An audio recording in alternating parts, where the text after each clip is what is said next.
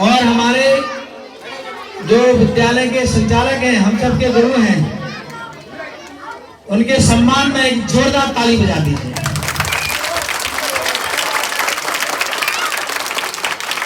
हमारी जो शिक्षक और शिक्षिकाएं हैं, गुरुजन हैं, उनके लिए भी जोरदार ताली बजा दीजिए।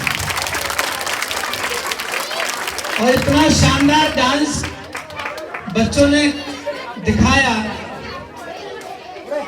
उन महान टीचर्स के लिए भी जोरदार ताली बजा दीजिए। और आपकी इतनी शानदार उपस्थिति और इतने बढ़िया प्रस्तुतियां, अपने स्वयं के लिए जोरदार ताली बजा दीजिए।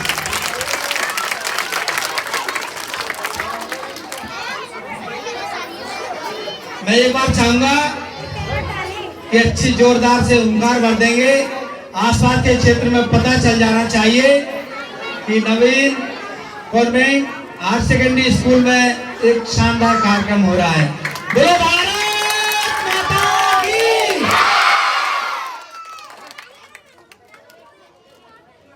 यही जोश को बनाए रखिए थोड़े समय के लिए। कितनी अच्छी अच्छी उपस्थितियां बच्चों ने प्रस्तुत की हैं। हम सबका जो ध्येय होता ना कि लगा सको तो बाग लगाओ, आग लगाना मत सीखो, और बढ़ा सको तो प्रेम बढ़ाओ, बैर बढ़ाना मत सीखो। और गा सको तो गुनगुन गाओ, गलत बोलना मत सीखो, बांट सको तो खुशियां बांटो, दुख बांटना मत सीखो। आखिरी पंक्ति और गंगा दो लाइनें कि पा सको तो यश धन पाओ, पा सको तो यश धन पाओ, कलंक पाना मत सीखो, और दे सको तो सम्मान दे दो, अपमान करना मत सीखो। हम सबके ध्येय में यह विचार रहता है, क्योंकि हम सब सज्जन हैं और अच्छे हैं, जिम्मेदार हैं। भविष्य में राष्ट्र के लिए जो अपने से जिम्मेदारी बनेगी वह निभाएंगे। मैं आप सबकी इतनी अच्छी स्तुतियां देख रहा था। कौन कहता है कि बड़े विद्यालयों में ही अच्छी प्रस्तुतियां बच्चे करते हैं? कौन कहता है कि बच्चे जो टैलेंटेड होते हैं बड़े विद्यालयों में ही होते हैं? मैं सिंधिया से लेकर के सभी विद्यालयों में गया हूँ, बड़े विद्यालय में सीबीएसई, लेकिन जो प्रस्तुतियां आप सबने नन्हे मुन्ने बच्चों ने दी है ना, वह उन प्रस्तुतियों से कतई कम नहीं है। आप सब धन्यवाद के पात्र हैं, और गुरुजन आपको जो गढ़ रहे हैं, आप सब भारत माता के भविष्य हैं। इसलिए मेरी शुभकामनाएं आपके लिए और आशीर्वाद भी रहेगा कि खुशियां आगे पुष्प बरसाती, सफर राह में हंसती चले, हर मंजिल भी स्वागत करती आपको जीवन में मिले। मैं अपनी बात शुरू कर रहा हूं।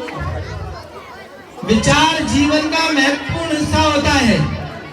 हम जैसे विचार का बीज बोएंगे, हमारे अंदर आदत वैसी ही बनेगी। मैं चाहता हूं सभी बच्चे शांत हो जाएं। एक बार से फिर बोलो भारत माता की। यही शांति, शाबाश।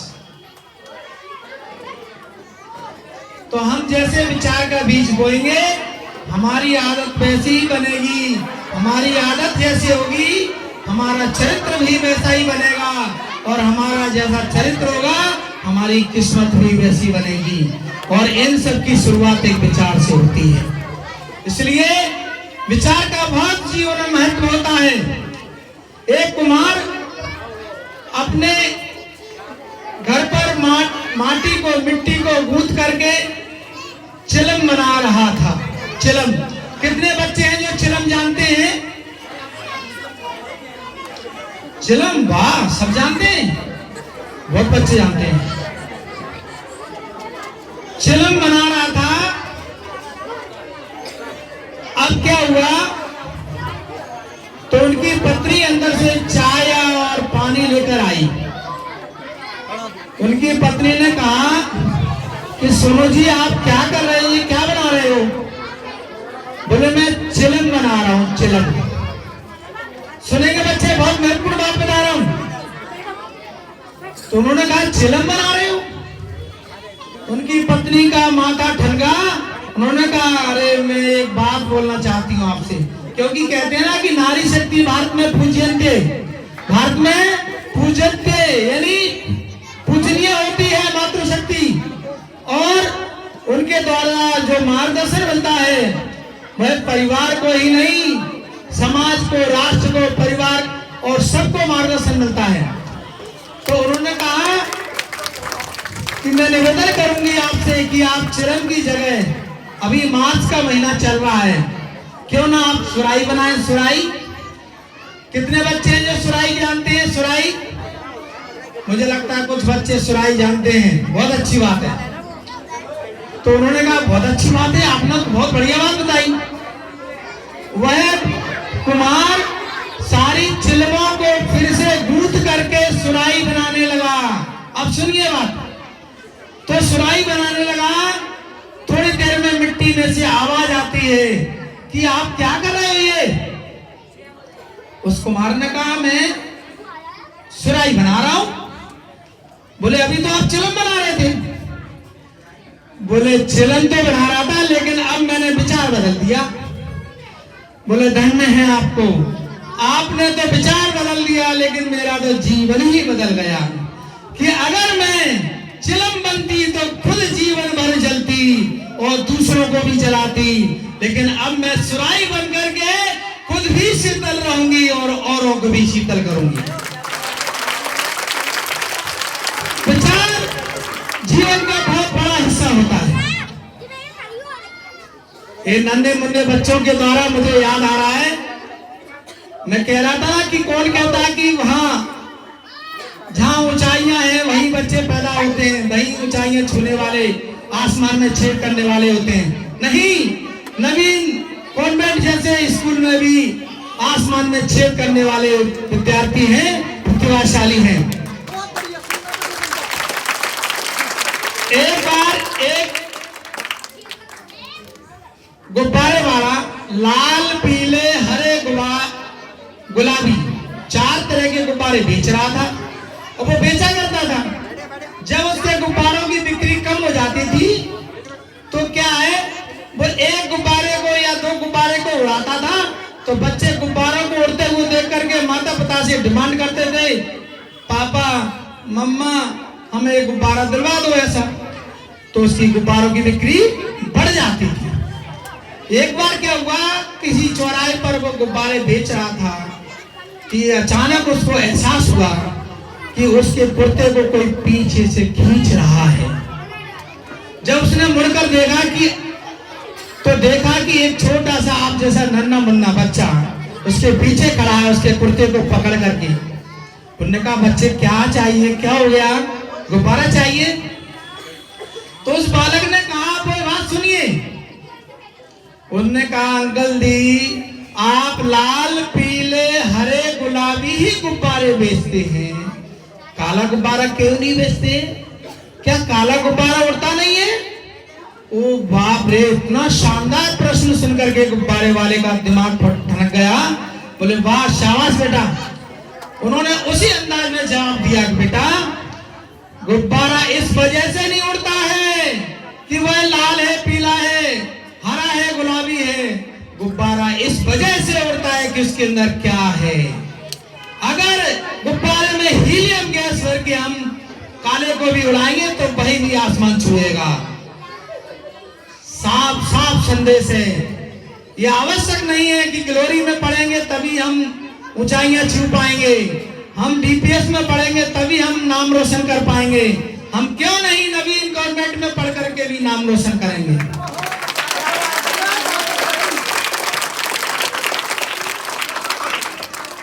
निश्चित रूप से मानिए, बहुत आनंद आया।